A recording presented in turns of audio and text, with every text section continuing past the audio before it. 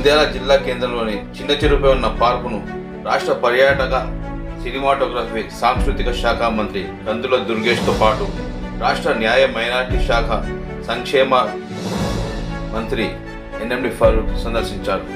ఈ సందర్భంగా మంత్రులు మాట్లాడుతూ శ్రీశైలం, మహానంది, అహోబిలం, యాగంటి, నందవరం, ఓంకారం తదితర ప్రముఖ పుణ్యక్షేత్రాలన్నింటినీ సర్క్యూట్గా తయారు చేసి టూరిజం ప్యాకేజ్గా అభివృద్ధి చేసేందుకు ప్రత్యేక కార్యాచరణ ప్రణాళికలు రూపొందిస్తామని రాష్ట్ర పర్యాటక సినిమాటోగ్రఫీ సాంస్కృతిక శాఖ మంత్రి కందుల దుర్గేష్, రాష్ట్ర న్యాయ మైనార్టీ సంక్షేమ మంత్రి ఎన్ఎండి ఫరూక్ పేర్కొన్నారు. ఆదివారం రాష్ట్ర ప్రభుత్వ అతిథి గృహంలో పర్యాటక రంగం అభివృద్ధిపై పాత్రికేయులతో సమావేశం నిర్వహించారు. ఈ సందర్భంగా రాష్ట్ర పర్యాటక సినిమాటోగ్రఫీ సాంస్కృతిక శాఖ మంత్రి కందుల దుర్గేష్ మాట్లాడుతూ నంద్యాల జిల్లాలోని అనేక ప్రముఖ దేవాలయాలు ఉన్నాయని వాటన్నిటిపై సమగ్ర కార్యాచరణ ప్రణాళిక సిద్ధం చేసి పర్యాటక రంగంగా అభివృద్ధి చేస్తామన్నారు. దేవాలయాలతో పాటు ఆసియాలోని 2వ అతిపెద్ద పొడవైన బెలూం గుహలు, సుందరమైన బిల్వస్వర్గం గుహలు, వాల్మీకి గుహలు ఈ డివిజన్లో ఉన్నాయని, ఎక్కడ అవసరమైతే అక్కడ ఆయా ప్రాంతాల్లో రిసార్ట్స్ నిర్మించేందుకు టూరిజం అధికారులతో సమీక్షించి స్థల సేకరణ నిమిత్తం చర్యలు తీసుకుంటామని మంత్రి వివరించారు. పర్యాటకులను ఆకర్షించేలా ఆలయాల అభివృద్ధికి అన్ని విధాల చర్యలు తీసుకుంటామని, పర్యాటక కేంద్రాలుగా తీర్చిదిద్దుతామని, శ్రీశైలం నందు 79 గదులతో ఉన్న రెస్టారెంట్ను ఆధునీకరించడంతో పాటు 42 కొత్త గదులను 14.85 కోట్ల రూపాయలతో నిర్మిస్తున్నామని మంత్రి తెలిపారు. మహానందిలోని 31 గదులతో, అహోబిలంలోని 8 గదులతో రెస్టారెంట్ సౌకర్యం ఉందన్నారు. అహోబిలంలో మరో 31 కొత్త గదులు, 4 నిర్మాటరీ 4 కోట్ల రూపాయలతో నిర్మిస్తున్నామని, ఉన్న వాటిని అప్డేట్ చేసుకుంటూ డిమాండ్ను బట్టి రిసార్ట్స్గా నిర్మిస్తామని మంత్రి తెలిపారు.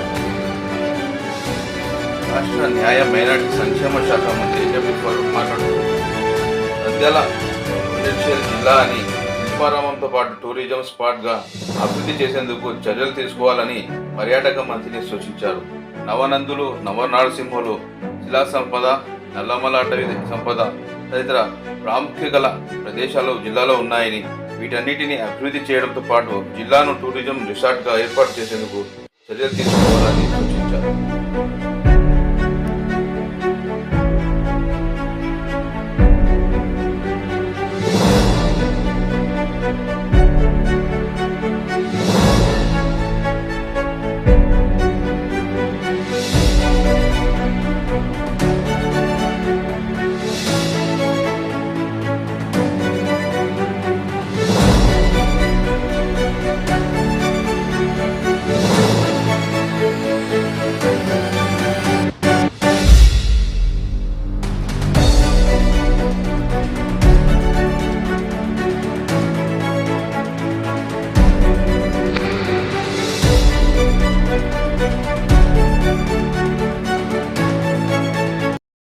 లోకేష్ బాబు చెప్పారు, చంద్రబాబు నాయుడు గారు చెప్పారు.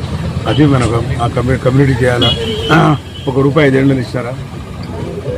ఇలా కమ్యూనిటీ వాళ్ళు ఉన్నారు, ఇంతమంది ఉన్నారు. కమ్యూనిటీ వాళ్ళు 1 రూపాయి 5 ఏళ్ళు ఇవ్వాలని ఆలోచన లేదు. నేనే చాలా చెప్పాను, చాలా స్థానికంగా మాట్లాడుతున్నాను. ఇక్కడ మంత్రి గారు ఉన్నారు కాబట్టి మంత్రి గారికి అదే మీకు మళ్ళీ అవకాశం ఇచ్చాడు. ఫండ్స్ ఇచ్చినప్పుడు కార్పొరేటర్ డెవలప్ చేద్దాం. ఇకపోతే చెరువు కూర్చాలి, తిరుపతి రోడ్డు, హైవే రోడ్డు సమస్య కొంచెం ఆలోచించుకొని దీన్ని ఎట్లా వర్క్ చేద్దామనేది ఇష్టపడాలి. అలా ఇస్తే టెక్నికల్ వాళ్ళు వచ్చి చేస్తే బాగుంటుంది చెప్పి చూస్తా ఉన్నాను. కాబట్టి దీన్ని మళ్ళీ అట్లా నాయకులు లేరు. ఎందుకంటే అంతా మేమే కడతామని చెప్పి రామచంద్రరావు గారికి అర్థమైంది. ఆ రోజుల్లో నేను కడతాను తెలుసు కదా, నేను 1 రూపాయి కట్టా. పార్క్ పరిస్థితి దారుణం ఉంది. పార్క్ కూడా సవాల్ ఇస్తే వద్దండి, సవాల్ డబ్బులు మేమే కడతామండి. అది కట్టిందే చచ్చింది తెలుసు. కాబట్టి అట్లా లేకుండా ప్రాంతం డెవలప్ కావాలి. కాబట్టి మంత్రి గారు రావడం చాలా సంతోషం అని చెప్పి మంత్రి గారికి స్వాగతం పలుకుతూ మరి ఈ కార్యక్రమం మొదటిసారిగా ఈ కార్యక్రమంగా చేశాం. నెక్స్ట్ వేరే కార్యక్రమం అవకాశం ఇచ్చినందుకు మరి స్థానికంగా సోదరులందరికీ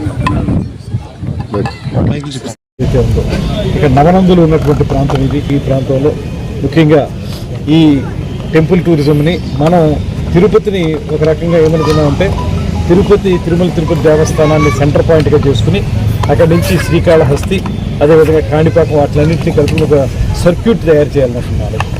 అదేవిధంగా ఇక్కడికి వచ్చేటప్పటికి టెంపుల్ టూరిజంగా ఒక సర్క్యూట్గా తయారు చేసుకోవడానికి కూడా అవకాశం ఉంది. ఈ మధ్యకాలంలో ఇది బాగా పెరుగుతుంది. త్వరలోనే యాగంటి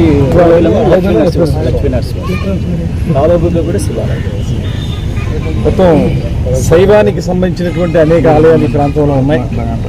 ఇక్కడ మాకు అక్కడ తూర్పుగోదావరి జిల్లాలోను ఇతర ప్రాంతాల్లో అమరావతిలోనూ ఉన్నటువంటి పంచారామాల్లాగా ఇక్కడ కూడా నవనందులు ఉన్నటువంటి ప్రాంతం, త్వరగా శైవాలయాలు ఎక్కువ ఉన్నటువంటి ప్రాంత కార్యక్రమాలు అనేటువంటిది ఒక ప్రణాళికను పెట్టుకున్నాం.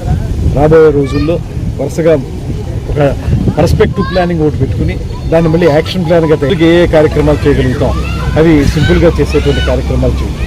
అయితే ఇన్ని ఆలోచనలు ఉన్నప్పటికీ కూడా నిధుల కొరత అనేటువంటిది మనకు పూర్తిగా ఉంది. ఇందాక మంత్రివర్యులు కూడా డైవర్ట్ చేసినటువంటి పరిస్థితి. ఇవాళ 15వ ఆర్థిక సంఘం నిధులు కానివ్వండి, అదేవిధంగా మనకి జల్ జీవన్ మిషన్ ద్వారా వచ్చినటువంటి నిధులు కూడా డైవర్ట్ చేసేస్తాం. అందువల్ల ఇవాళ ప్రభుత్వంలో మేము బాగా ఆలోచిస్తున్నది మెయింటెనెన్స్. దానికి ఇప్పుడే ఎగ్జిస్టింగ్గా ఉన్నటువంటి ఏమన్నా టూరిస్ట్ పాయింట్లు ఉంటే దాన్ని ఆ మూడ్లో ఇస్తాం. లేదు కొత్తగా ఎక్కడన్నా ప్రారంభించాలి, మనకు ప్లేస్ ఉంది, ప్లేస్ దగ్గర ప్రారంభించాలనుకున్నప్పుడు దానికి పీపీపీ మూడ్లో పబ్లిక్ ప్రైవేట్ పార్ట్నర్షిప్ తోటి కొన్ని చేయాలని, అదేవిధంగా స్విస్ ఛాలెంజ్ అనేటువంటిది కూడా ఉంది. ఎవరైనా కొత్త కాన్సెప్ట్ తోటి వస్తే వాళ్ళకి అవకాశం ఇవ్వటం అనేటువంటిది, ఇలాంటి ఆలోచనలతోటి నిధుల సమీకరణ అనేటువంటిది పెద్ద ఇబ్బంది కాదు. ఎందుకంటే చాలా మంత్రిగా పదవి స్వీకారం చేసిన ఈ 4 రోజుల్లోనే అనేక మంది ఔత్సాహికులు వచ్చి మేము టూరిజం డెవలప్మెంట్కి పెట్టుబడులు పెడతామండి, ముందుకు వస్తాం అనేటువంటి వాళ్ళు చాలామంది ఉన్నారు. చాలా ఉత్సాహం చూపిస్తున్నారు. వాళ్ళందరినీ కూడా కలిపి ఒక కాన్క్లేవ్ లాంటిది ఏర్పాటు చేసి అక్కడ అందరూ స్టేక్ హోల్డర్స్ని ఇన్వాల్వ్ చేసి వాళ్ళందరితో కలిసి ఎవరెవరు ఏ కార్యక్రమాలు చేయగలరు, ప్రభుత్వం ఏ మేరకు సహకరిస్తుంది అనేటువంటి మాటలు కూడా నేను చెప్పి రాబోయే రోజుల్లో కేవలం మాటలకే పరిమితం కాకుండా దీని విషయంలో ఆయన ముఖ్యమంత్రిగా ఉన్నప్పుడు అనేక టూరిజం పాయింట్స్ని డెవలప్ చేశారు.